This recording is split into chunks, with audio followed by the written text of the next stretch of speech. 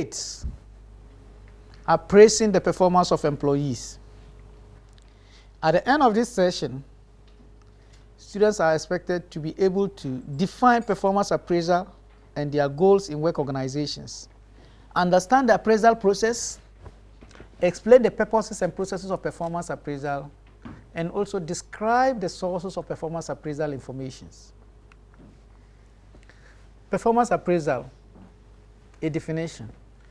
Performance appraisal may be defined as a structured formal interaction between a subordinate and a supervisor in which the work performance of the subordinate is examined and discussed.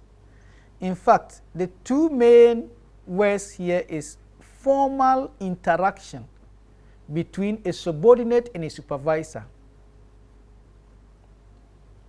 The performance appraisal is a continuous process of evaluating and managing both the behavior and outcomes in the workplace to make sure these behaviors and outcomes are in line with organizational goals. Why appraise the performance of employees? 1, for compensation. Compensation simply means raising the pay of people. Whilst when we appraise their performance, it determines how much we should pay somebody. So it determines the merit pay and bonuses and so on.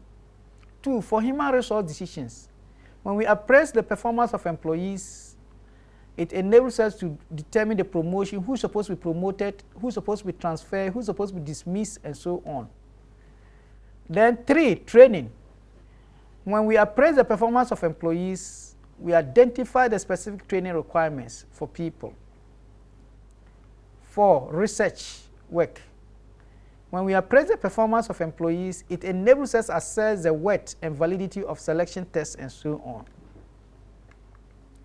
Understanding the appraisal process.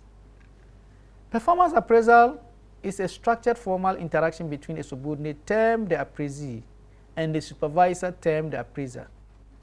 It is a periodic interview, or annual or semi-annual, that examines the work performance of the subordinate. In fact, to identify weaknesses and strengths as well as opportunities and skills.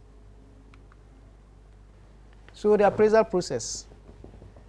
1, how to determine the performance requirements. In determining the performance requirements, this first process is to determine skills, outputs, and accomplishment to evaluate. Normally, these are derived from the specific job descriptions. 2, you have to choose an appropriate appraisal method. No one method is best for all organizations. The appraisal's conduct determines all. So you may determine, the organization may determine the sort of appraisal that it fits, it deems necessary. 3, train supervisors or raters.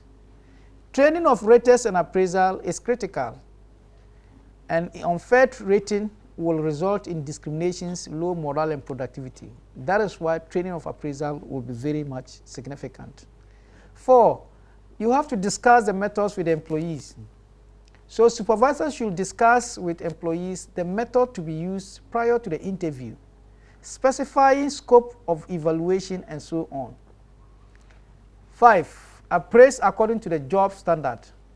The performance appraiser should evaluate the appraisee's predetermined work and not anything outside the work. So feelings and mental constructs may be biased. So if you have anything against the appraisee and you want to appraise the person based on that, that may not be appraisal.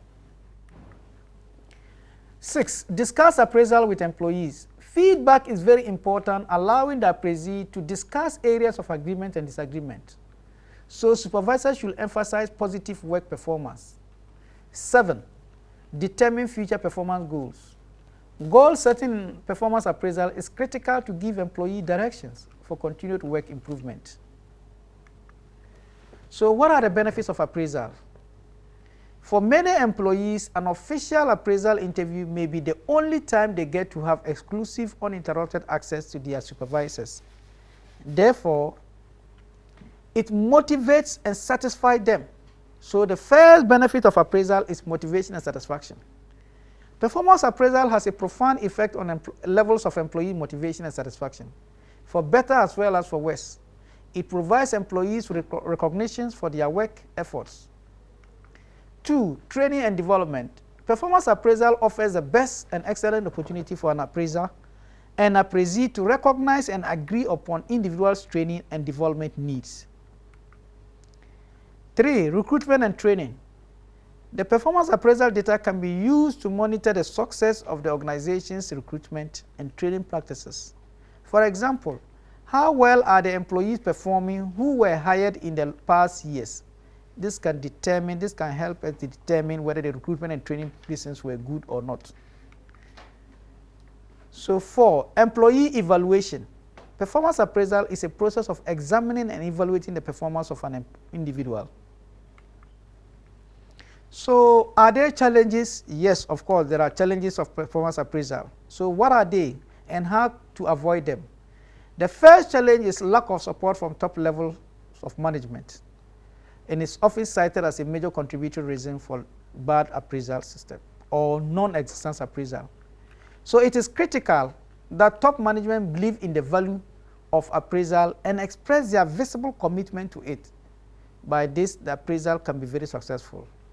The second is judgment aversion. That is the reluctance to play the judge, especially many managers or supervisors fear, and especially where there may be a need to make negative appraisal remarks. So there should be training in the techniques of constructive evaluation, such as self-auditing, may help supervisors or appraisers to be able to appraise well without fear. Third, appraiser preparation. The bane of any performance appraisal system is the appraiser who wants to play it by the ear without training. So such attitudes should be vigorously discouraged by stressing the importance and technical challenges of good performance appraisal. Performance management perceived as an isolated event rather than an ongoing process. Organizations may need to review the priorities and values that it has instilled in its supervisory ranks.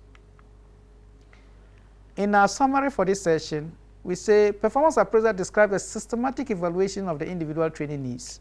It encourages and rewards the individual efforts. It communicates to staff of their standing and progress. It is essential to have written records of the appraisal, to provide a feedback to employees, and to allow more senior managers to monitor the effectiveness of appraisal. I now refer you to session slides 8 to read them thoroughly, and then also our reading materials. Thank you.